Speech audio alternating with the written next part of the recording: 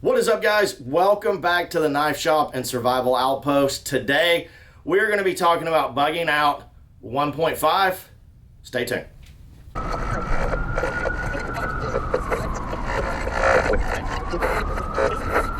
Alright guys, so today we are talking about bugging out 1.5.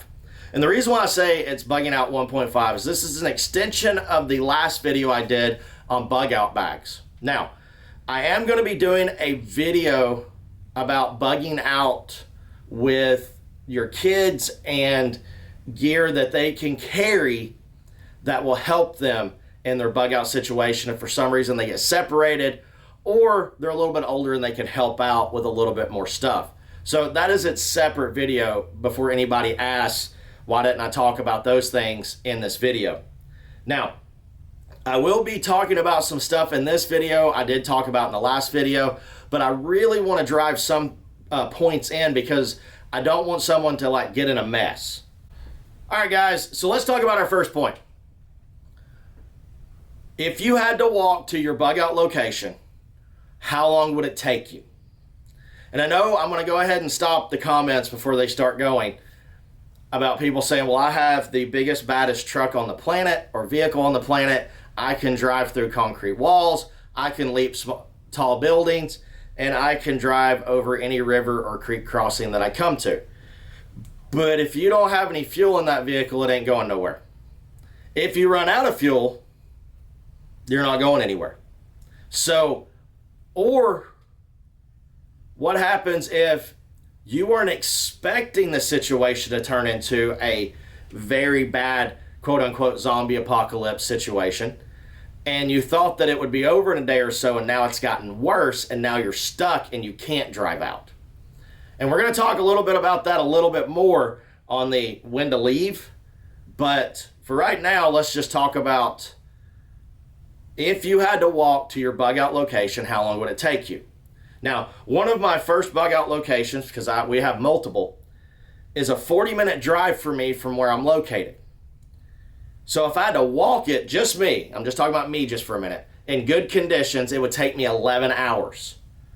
So if I started right now, I would make it there by 10 o'clock tonight, roughly.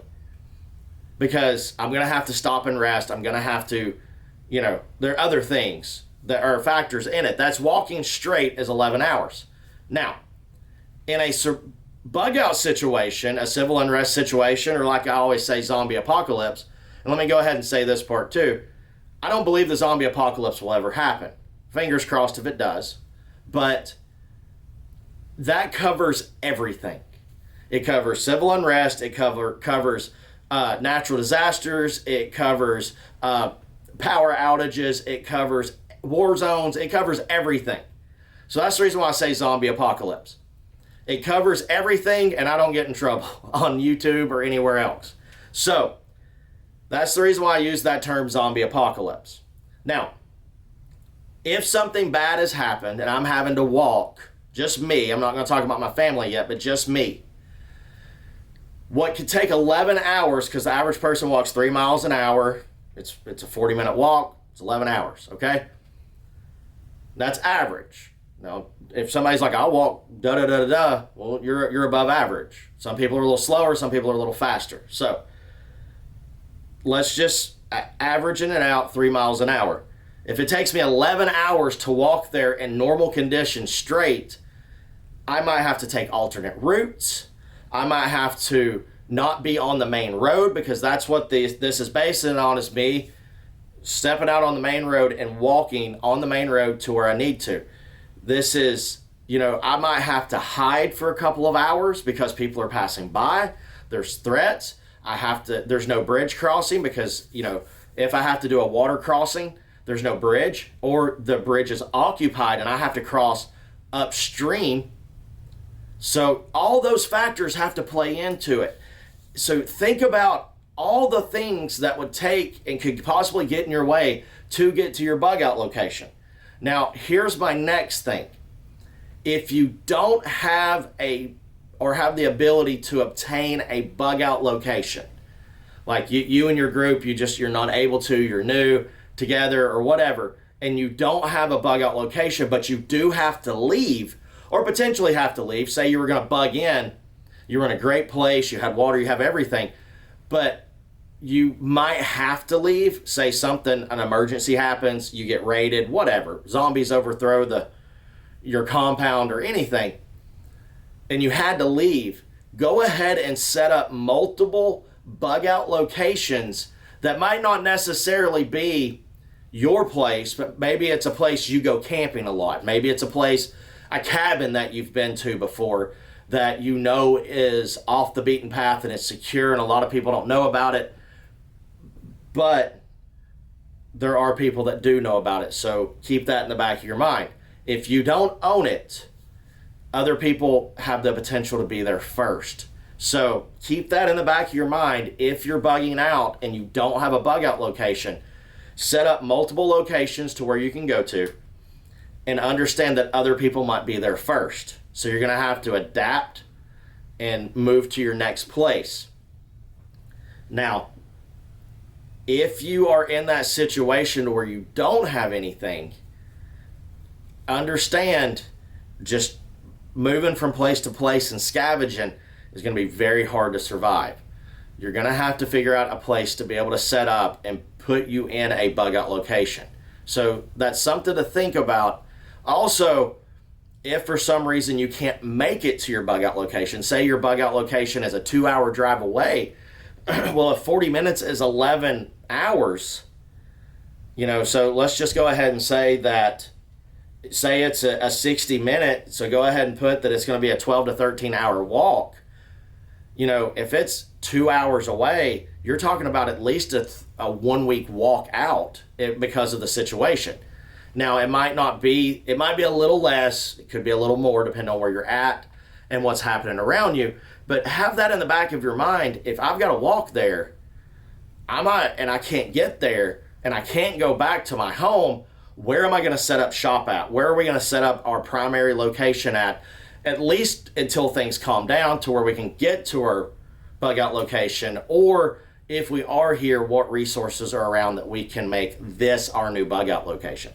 So things to think about, because everybody wants to say, I'm getting in my vehicle and I'm going to go to my bug out location. But if you plan for the worst and the better things happen, then you have that many more extra resources. But if the worst happens, you're not devastated. So let's get into our next topic.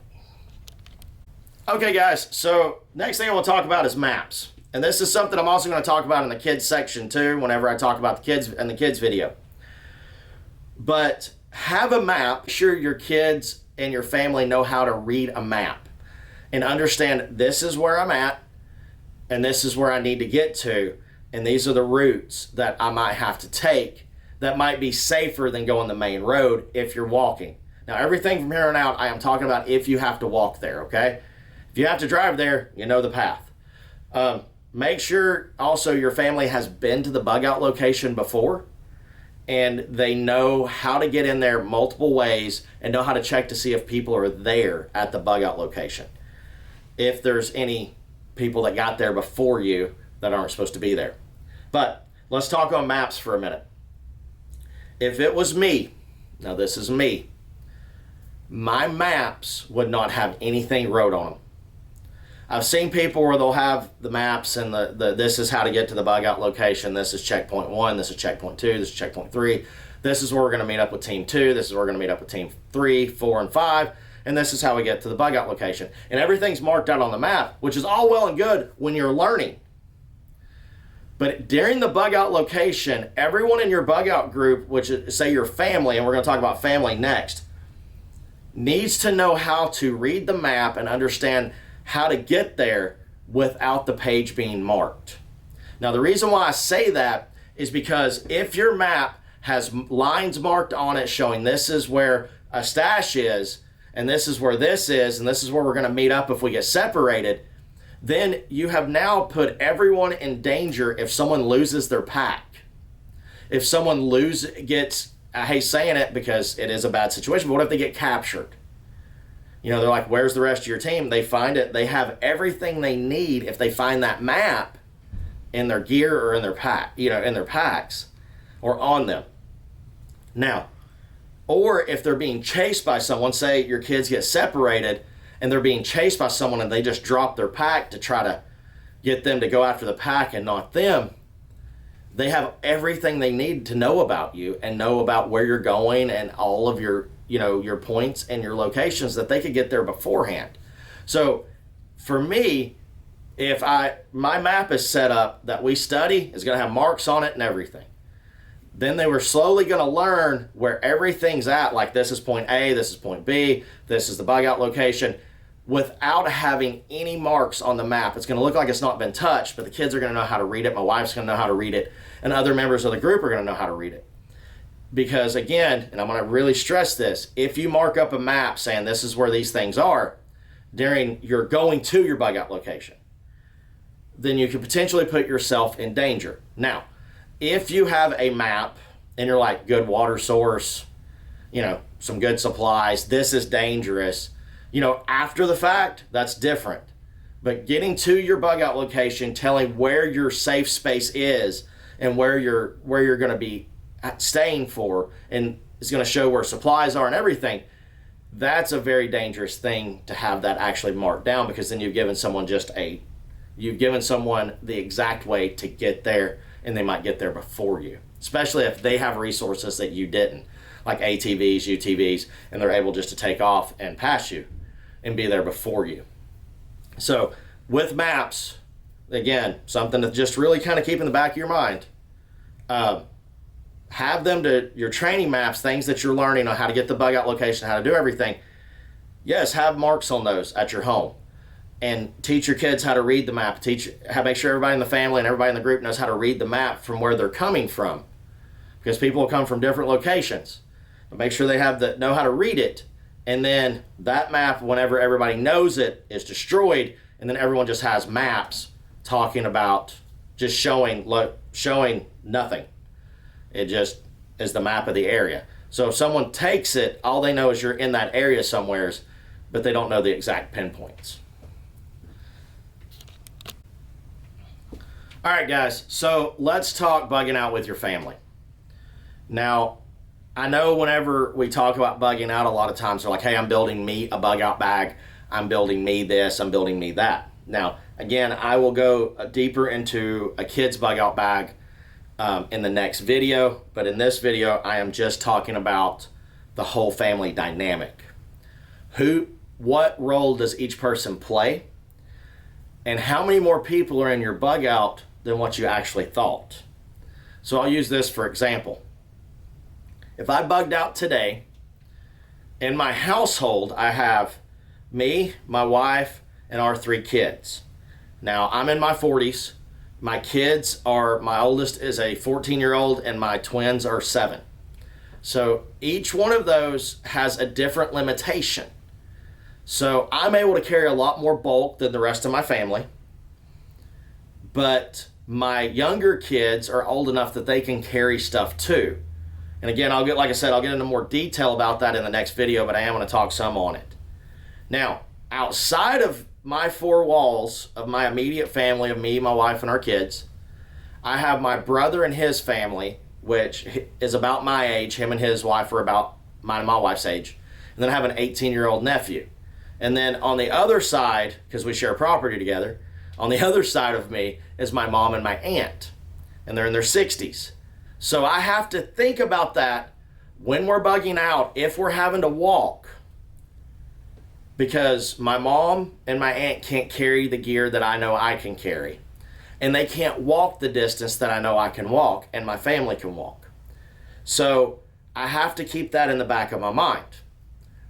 What dynamic and what things can they do, and what are their limitations that are going to slow us down? So again, I'm going to go back to, it's an 11-hour walk to my bug out location in perfect conditions. So what is it going to be in bad conditions with people that can't walk that fast or that far? So I'll use my mom for example. She might be able to do, 5 miles, but then she's going to have to take a pretty decent break because she's not able to do that. She has some health issues on walking and stuff, so she's not able to walk the distance that me and my wife and kids can. So we're going to have to keep that in mind. She also, with her and my aunt, they're not as agile as we are. So if we're having to cut through the woods and go into like a stealth mode, they don't know those things. If we're going to have to, kind of search perimeter, we're going to have to do certain things. Also, things that could be limitations in your walk. Does the person smoke? Are they going to need to smoke? Because that could give away your position. Do they have a cough? Do they have, what are the limitations in your group? And you need to plan for those beforehand so you understand this could potentially be a hazard. This potentially could be dangerous for us. So you need to start thinking of ways around that. Okay? Now, next thing to think about with your family and your in the group, what are their skill level? So I have a pretty decent skill level in survival and basic tactics and, being in the outdoors, hunting, fishing, those things. But some of the other members of my family don't have that. So I know that I'm going to have to carry, or me and my family is going to have to carry the bulk of that. But what do they bring to the table? What are their skills? So look at all of that dynamic whenever you're bugging out with your family. You've got to think about all those things. Now, also bugging out with your family, and I'm going to add this in, is medication. So if I take a medication that has to stay refrigerated, I have to keep that in the back of my mind. But I'm just going to say my oldest daughter takes meds. She's going to carry her medication. My two younger ones are not. But she will carry her meds. But me and my wife will also be carrying that too. It'll be split between the three of us. The same goes for a medication of mine. I would probably split it between me, my wife, and my oldest daughter, because if I lose my pack, or if something happens to where I have to drop my pack, or whatever, and I lose my meds, I'm not without them. So something to keep in the back of your mind. Now, my two younger ones, if they have a medication that they take, me and their mom and their sister, they will be divided between the three of us also. They just won't be carrying any of it.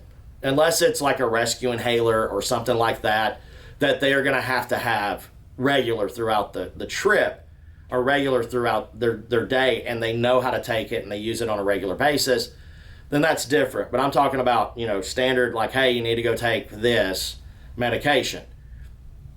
And the reason why I say, again, break it up, is because if I lose my pack, we still have some. If my wife loses hers or my daughter loses hers, we still have it. And they're not without. So keep that in mind when you are setting up your packs and you are about to bug out. All right, guys, so let's talk about food and water purification. Now, if you are bugging, and I always bring up water and food, because if you don't have those, you're not going to be able to make it. Water purification, if I am bugging out, I would carry something like a Clean Sip, which is a straw that I can set down in a water bottle, or I can drink directly from a stream, or like a Life straw, or any kind, a Sawyer, something, any kind of water purification that does not require me to boil the water. I can just drink the water. And I would have one for each member of my group. That is something that would be in everybody's pack. Everybody would have one. I'm not going to use yours. You don't use mine. Your responsibility to keep up with it. Food on the same thing. Now, for my younger kids, I'm going to carry, or me and my wife's going to carry the bulk of whatever food we're going to need. But they're also going to have food in their packs. Because, again, if we got separated, they have the ability to process water and to be able to eat as we're traveling to the next location. They're going to know how to get to the next location. So that is something that is very important. Make sure you're not the only one that carries everything. Make sure that other people in the group also have the same gear, even if it's a smaller amount, just in case you get separated. That's something that a lot of people, again, everybody has this glorified thought process that when a bug out location happens, or a bug out situation happens, that we're all going to be sitting here at the house, and then it's going to happen, and we're all going to get up and we're all going to leave. But my oldest could be at school or at a friend's house and have her gear, and we can't get to her because the bridge is out. Now, don't get me wrong, I will fight the world to get to my kid, but she's going to know where to go, and her friend's family might now be part of our bug out group, and she's like, hey, we got a bug out location. I know how to get there. Let me show y'all. And then now they're going to be heading that way, and we're going to try to stay in contact. So keep that, again, kind of keep all those things in the back of your mind. Have the gear ready just in case. Now, another thing that I will say to have is have some kind of radio system, whether it be ham radios, whether it be really good, like quote unquote, two-way radios, so you can communicate with each other. Get the ones that go for miles and miles and miles and miles and miles. So you can start trying to communicate with each other as you get closer together. And then they can let you know, hey, such and such is with me. We are safe. We are waiting at bug out, or we're waiting at checkpoint 2. Checkpoint 1's compromised. We went to checkpoint 2. We are safe. Everything is good for right now. I'll update you if anything changes. So communication, radios, very important, especially with the whole family. Now, my younger ones will not really be anywhere off too far from us that we can't get to. But say you have older kids that drive. They need to keep that kit with them everywhere they go. And a disaster can happen at any time. Always be prepared, right? So let's get into our next section on this and then give some final thoughts. Okay, guys, so let's do what I'm going to call like the gray man section. If you are bugging out, and I wanted to put this in here because if you come out of your house in full tack gear and it's not one of those situations, people are going to notice you a lot. So depending on what's happening is how you're going to have to bug out. So you might have to come out and have your pack on and most of your gear in your pack, and you might have a rifle. But if you come out like you are Call of Duty ready, you're going to make a target on yourself and your family. So something to think on in the back of your mind. And something I was going to talk about in the beginning, but I forgot. It wasn't on my notes. But I do want to bring it up is, when do you bug out? Now, everybody has the thing where you're going to know it's happening. You've got a week to prepare. But what if we have a Red Dawn moment like the movie? Or what if we have all of a sudden things go bad, or you are stuck where you're at because you thought it was going to clear up? Again, I talked about that in the beginning. And now you're going to bug out. When do you leave? Now, if you have civil unrest happening and it's like riots in the streets and people are, but you're not in immediate danger, you need to watch the pattern. There's going to be a point when things die down. And then they're going to stay die down for a little bit because people fall asleep. People, finally move on from the area or whatever. So you need, and there's no exact way to say this is the time to leave. But you need to be prepared to go. So you need to have everything already packed and ready. You don't need to be grabbing things. It should not be like a Sunday morning trying to go to church and the kids are like, oh, I need this, oh, I need this. Those things need to be happening while things are happening outside. You need to already have bags ready, but any other extra things, medications, putting in packs, things like that, need to be happening. So as soon as you can say it's time to go, then you go. Now, this might take a day or so to learn that pattern, but if you're sitting there and it's like all of a sudden at 3 a.m., you notice that everything just gets quiet, that it's not as craziness happening. Now, I'm not saying there's not going to be dangers, there's not going to be hazards. What I'm saying is there's going to be a time where things kind of chill for a bit, and you notice that it's calming down, and you feel like it's time that you can go. I first would try to go in my vehicle if I could, just because you have added protection if you have to push through something or push past people. But if you can't, and you're walking out, think about when you might leave and really pay attention to that. So, a lot of stuff to think on, guys. I only touched on some things that really kind of hit me, that it's like, maybe we should talk about this, maybe we should talk about that. I know there's probably some things I missed, and if I did miss something, guys, by all means, shout it out in the chat, because, again, I'm trying to tell you 6 months worth of things in just a few minute video. So if I did miss something, by all means, let me know in the chat, and I'll do my best to put a video out there about it or try to go into some more detail about it. Again, guys, in the next video, I'm going to be talking about kits for the kids to carry and bugging out with them and some thoughts that might help it to be a little bit easier. So, guys, I will see you on the next one. Get outside and have an adventure. Blessing, guys.